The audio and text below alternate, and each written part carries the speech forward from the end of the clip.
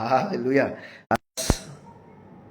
Februari 2025, Bapak Ibu Saudaraku, kita mau memulai hari ini bersama dengan Tuhan. Kita mencari Tuhan terlebih dahulu, mencari kehendaknya, mencari kebenarannya, mencari kerajaannya. Kita mulai dalam doa. Bapa, di dalam nama Tuhan Yesus, kami mengucap syukur buat pagi ini Tuhan. Mari bawa kami untuk mengenal Engkau lebih lagi. Bawa kami untuk berjalan dalam kehendak dan rencanamu. Roh Kudus, pimpin kami untuk berjalan dalam kehendak dan rencanamu. Berbicara kepada kami Tuhan, dalam nama Tuhan Yesus. Haleluya. Amin. Baik Bapak Saudaraku, sebelum kita melanjutkan renungan firman kita pagi ini, mari kita memuji Tuhan terlebih dahulu. Mengikut Yesus keputusanku. Tapi kita ambil versi yang happy-nya Bapak Saudaraku. Nanti akan saya jelaskan kisah di balik lagu ini. Kita memuji Tuhan bersama.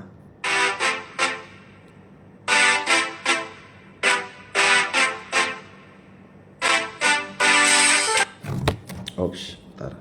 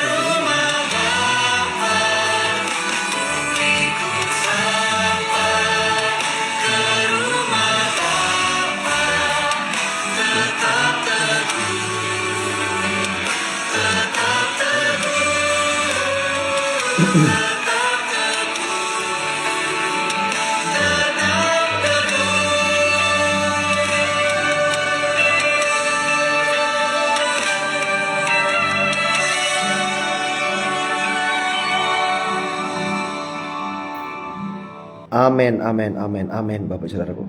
Saya sengaja pilih versi yang sukacitanya Bapak Saudaraku.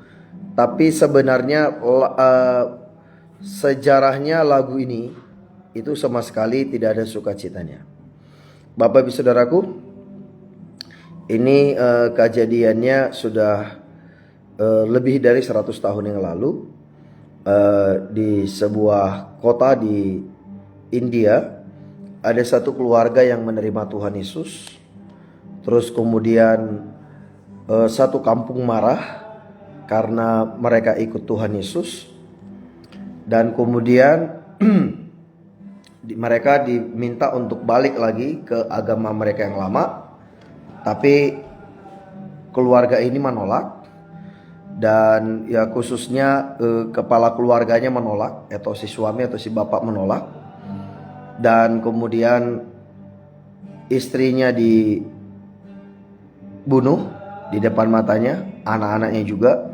dan dia juga diancam untuk dibakar, tapi tetap dia teguh pendiriannya. Nah, sambil mereka dianiaya dan dibakar, lagu ini muncul. I have decided to follow Jesus. I have decided to follow Jesus. Jadi dia terus nyanyikan lagu ini, semua orang mendengar, mengikuti Yesus keputusanku. Jadi dia berkata, salib di depanku, dunia di belakangku. Aku akan tetap ikut, aku tidak akan ingkar. Seperti itu Bapak Saudaraku. Dan itu akhirnya satu desa itu bertobat Bapak Saudaraku. Mereka semua bertobat, dia menjadi martir untuk daerahnya dia.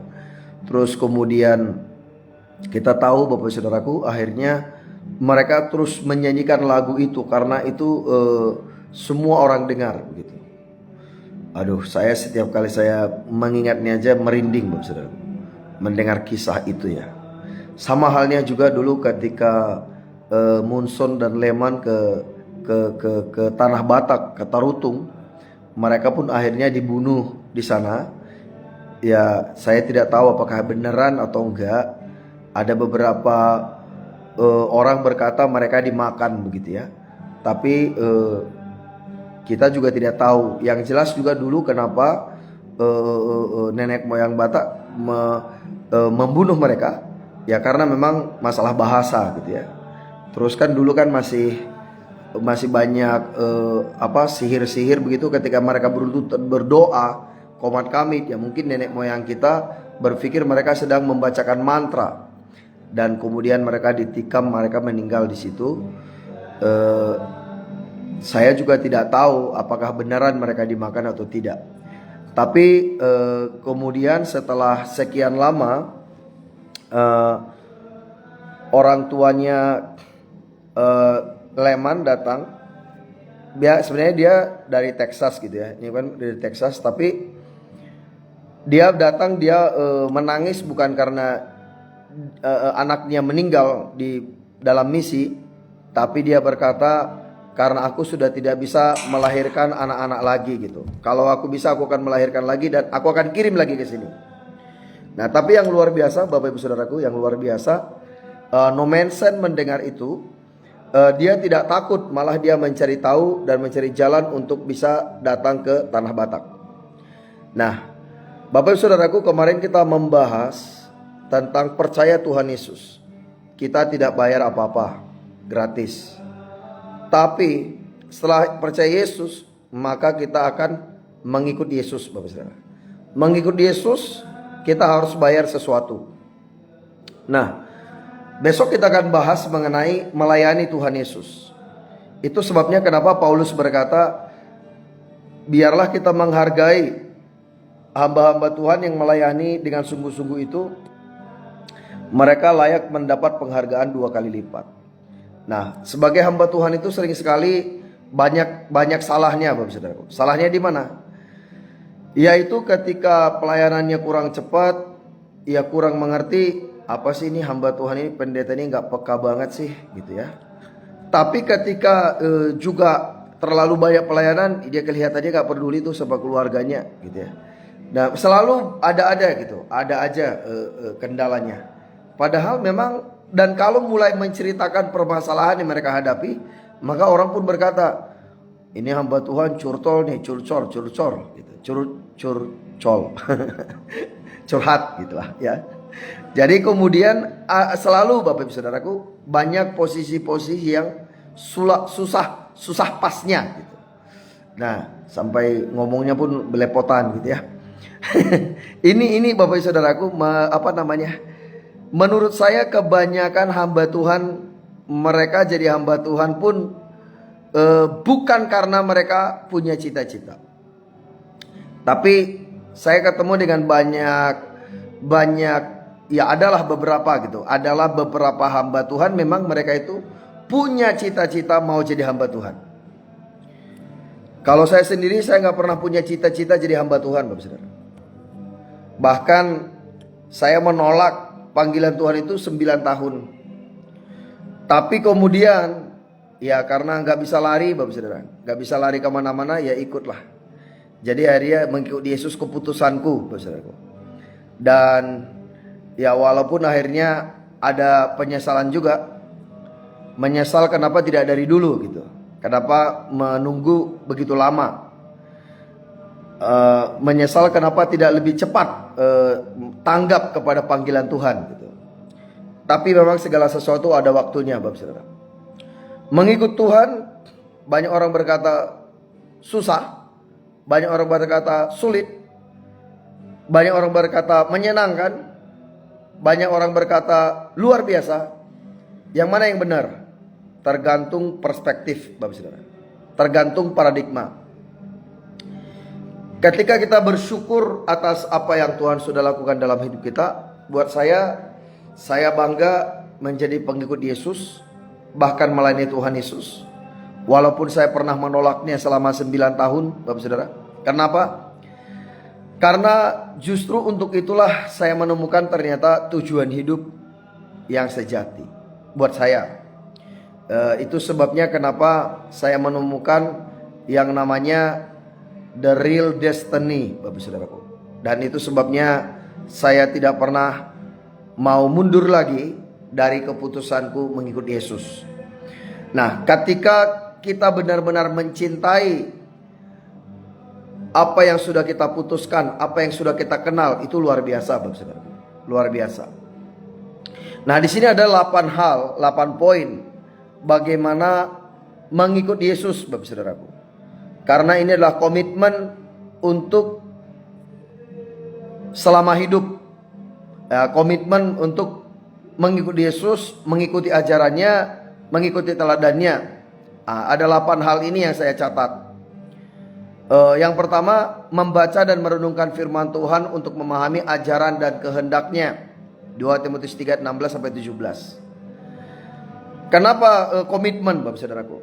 Karena mengikuti Yesus itu tidak semua orang bisa bertahan sampai akhir. Di tengah jalan banyak orang mereka memilih. Karena mereka harus memilih Bapak Saudara. Jadi mereka memilih meninggalkan Tuhan Yesus. Karena itulah kenapa Tuhan Yesus pun sudah berkata, berbahagialah mereka yang tidak menjadi kecewa dan menolak aku. Nah, tapi kalau kita mengerti Bapak Saudaraku, Tuhan Yesus tidak pernah janji hidup ini selalu menyenangkan. Tetapi Tuhan Yesus berjanji, aku tidak akan pernah meninggalkanmu. Jadi kita butuh komitmen. Seperti pernikahan Bapak Saudara. Pernikahan kan kita komitmen. Ikut Yesus juga komitmen. Tapi seperti pernikahan, walaupun mereka komitmen, mereka ada yang meninggalkan pasangan mereka. Ya, padahal itu sebabnya pada konseling pranikah saya sering berkata, pernikahan yang berhasil itu adalah ketika engkau menikahi yang kau cintai, dan bagian keduanya mencintai yang sudah engkau nikahi. Demikian juga Bapak Saudara, Tuhan Yesus sudah mengasihi kita. Dan ketika kita tahu kasihnya, kita mengasihi Tuhan Yesus. Dan ketika Tuhan Yesus memproses kita, mari tetap mengasihi Dia Bapak Saudara. Karena kita tahu ujungnya baik. Dari mana kita mengenal Dia? Dengan membaca firman. Mari bergaul dengan firman-Nya. Yang kedua, berdoa dan mencari kehendak Tuhan adalah cara meminta bimbingan dan kekuatan darinya. Kenapa kita butuh bimbingan? Karena kita mudah tersesat, dan karena kemudian juga ada banyak penyesat, ada banyak yang bisa mengalihkan fokus kita. Kenapa butuh bimbingan Bapak Saudara? Dan butuh kekuatan? Karena memang ada banyak tantangan, banyak godaan, dan juga banyak persoalan yang kita hadapi. Karena itu kita butuh kekuatan yang daripada Tuhan. Yang ketiga Bapak Saudara, mengikuti contoh hidup Yesus adalah cara untuk meneladani kasih, kelembutan, dan kesabarannya. Nah, teladan Tuhan Yesus itu bukan hanya diberkati, dekat dengan Bapa, mengalami kemuliaan, dan juga buat mukjizat, memberi makan, dan semua yang luar biasa Bapak Saudaraku. Itu memang bagian kita. Saya bersyukur bahwa kemanapun Tuhan menyuruh saya pergi, Tuhan selalu membuat banyak keajaiban. Bapak Saudaraku. Hampir setiap hari mengalami keajaiban. Jadi baik itu koneksi, baik itu juga dalam hal dana. Ya, belakangan ini kepada mereka yang saya muridkan, saya mencoba membuka hidup saya selebar-lebarnya supaya menjadi surat yang terbuka seperti yang Paulus katakan, dan bisa dipelajari buat semua orang, khususnya mereka yang dekat dengan saya. Saya menceritakan semuanya. Ya, semua orang melihat bagaimana saya memperlakukan istri dan anak-anak saya. Walaupun kemudian beberapa orang komplain, dia bilang, Pak John, gara-gara bapak saya menderita. Loh, kenapa Pak? Iya, istri saya komplain kepada saya. Lihat tuh Pak John, anaknya yang gendong, yang ganti pampers, yang ganti makan, yang gendong sampai tidur. Ayo dong kamu juga buat begitu. Jadi ada beberapa bapak-bapak yang komplain ke saya, Bapak Saudara. Dan karena memang ya istri saya juga bersaksi, ya kalau suami saya di rumah ya dia yang mengurusin yaitu anak-anak, Bapak Saudaraku. Ya, buat saya itu menyenangkan gitu. Demikian juga mukjizat yang lain, Bapak Saudaraku. Saya juga memperlihatkan bagaimana ikut Yesus itu ngeri-ngeri sedap. Ya, ada ngerinya tapi banyak sedapnya, Bapak Saudara. Karena apa? Contoh umpamanya, saya ini traveling banyak ke banyak pulau, banyak negara. Tapi Bapak Saudara, sering sekali saldo di rekeningnya di bawah, bukan hanya di bawah 50.000, beberapa kali di bawah Rp1, Bapak Saudara. Tapi never stop, keep moving, Bapak Saudaraku. Ya saya nggak bisa bersebutkan, ya tapi mereka yang dekat dengan saya mereka tahu, Bapak Saudara. Minimum saya kunjungin ya 4-5 kota sebulan lah. Nah, jadi kenapa Bapak Saudaraku? Apapun yang saya percaya Tuhan suruh, ikut aja. Disitulah kita lihat mukjizat, Bapak Saudaraku. Nah, dan paketnya Bapak Saudara, bukan hanya keajaiban itu, ya kan Tuhan juga mengalami penolakan, mengalami penderitaan. Ya itu satu paket, Bapak Saudaraku. Nikmati aja. Ya ini beberapa dari mereka yang dekat dengan saya sering berkata begini, kok kita udah lama gak difitnah ya, kita udah lama gak diomongin. Kenapa Bapak Saudara? Dalam pengalaman hidup ini, kan firman Tuhan berkata, untuk mengalami kemuliaan harus mengalami aniaya. Sebelum mengalami kehidupan, melewati kematian, Bapak Saudara. Nah, jadi kemudian sebelum ditinggikan, Tuhan Yesus direndahkan. Itu ada semua lengkap di dalam Filipi 2 ayat 1 sampai 11. Sebelum mengalami kemuliaan, Bapak Saudara, ada kehinaan. Jadi saya lihat salah satu ciri kalau mau melihat dipromosikan Tuhan, mudah Bapak Saudara. Kalau Bapak Saudara sudah mulai diomongin orang, dijatuhkan orang, digosipin orang, dihina-hina orang, bersiaplah, promosimu sudah dekat, Bapak Saudara. Itu yang saya lihat berkali-kali. Nah, demikian juga untuk terobosan. Kalau kita sudah mulai difitnah yang gak benar, kemudian juga mengalami kondisi mungkin bisnis, keuangan, pekerjaan, bersiaplah Bapak Saudara. Karena itu terobosan besar akan datang. Karena itulah Tuhan Yesus juga sampaikan di dalam Matius 5, berbahagialah mereka yang berduka karena mereka akan bersuka cita. Berbahagia. Ada ucapan 11 berbahagia, Bapak Saudara. Jadi supaya cepat dia, kita lanjut dulu. Kalau kupas terlalu dalam kayaknya nggak keburu, Bapak Saudara. Ikut Yesus. Entah itu bersuka cita, entah sedang tidak bisa tersenyum, tetap ikut. Ya, amin, Bapak Saudara. Yang keempat, melayani orang lain untuk menunjukkan kasih dan kepedulian seperti yang Yesus lakukan. Ya, tetap peduli, Bapak Saudaraku. Tetap peduli. Anak-anak rumah taman sekarang sudah pada peduli satu dengan lain. Bukan hanya Allah mengerti arah peduli, tapi kita juga harus mengerti, kita harus peduli juga kepada saudara-saudara kita. Kenapa mereka, teman-teman kita, kadang-kadang mereka itu melakukan yang tidak kita suka. Simple, Bapak Saudara. Mereka sebenarnya mencari perhatian kita. Artinya kita kurang peduli kepada mereka. Itu sebabnya kenapa saya sering berkata, kalau ada orang yang membuat kita jengkel, ada yang membuat kita tidak menyenangkan perbuatan dia, saya sering berkata, traktirilah mereka makan.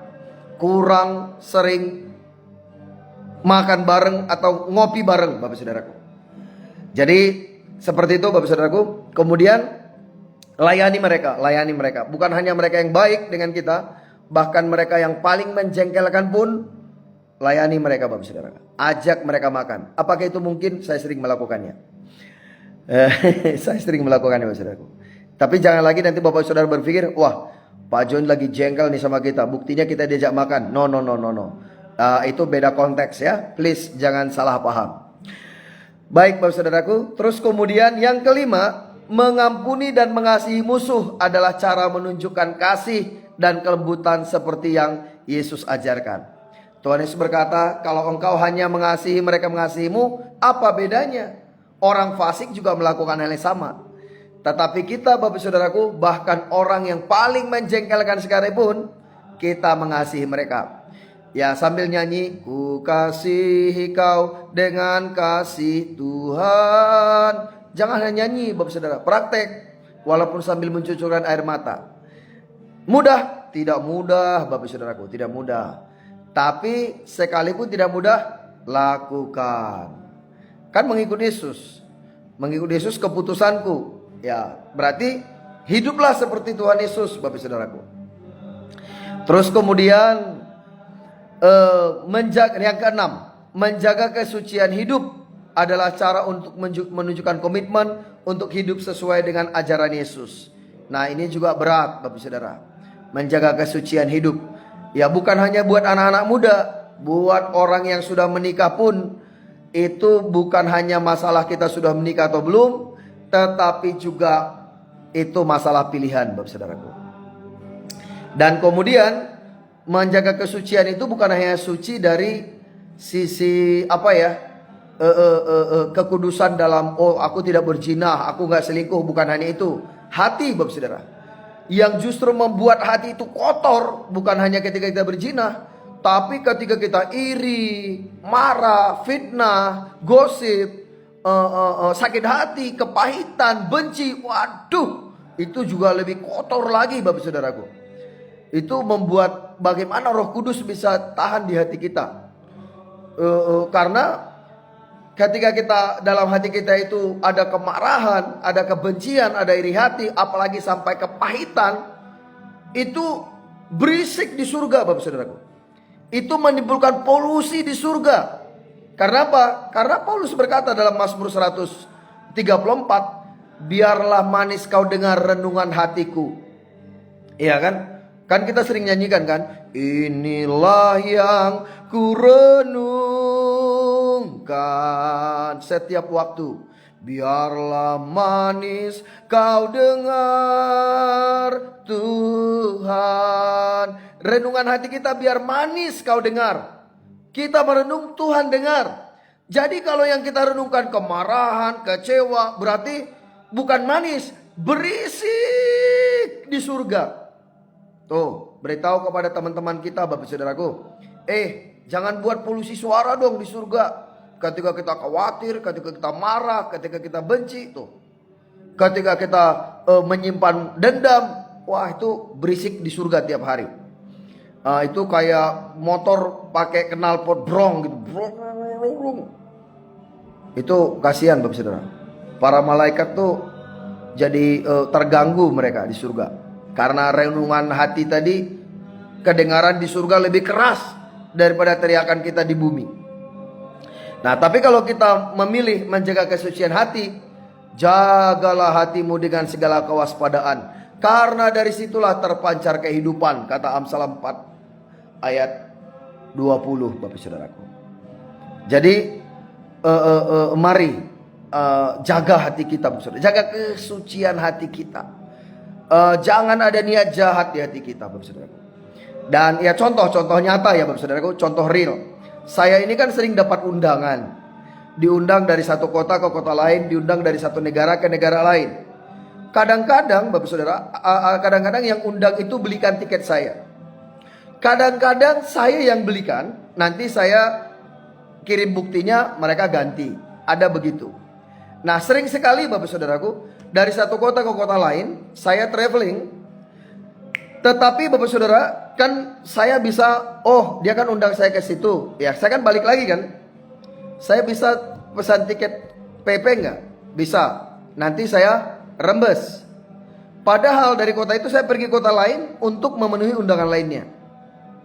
Nah, ini contoh nyata Bapak Saudara. Dan kemudian itu bagus apa tidak? Tidak bagus Bapak Saudara. Tidak bagus. Itu namanya penipuan. Walaupun saya tidak menipu siapapun, tapi menipu diri sendiri kalau saya lakukan itu. Mungkin yang undang saya tidak tahu, ya. Tapi hatiku tahu, Bapak Saudara. Dan kemudian kalau saya berbicara, maka hati nuraniku akan berkata gini, munafik, munafik. Dan gak ada ketenangan hati. Hati jadi tidak suci, Bapak Saudara. Hati jadi tidak suci.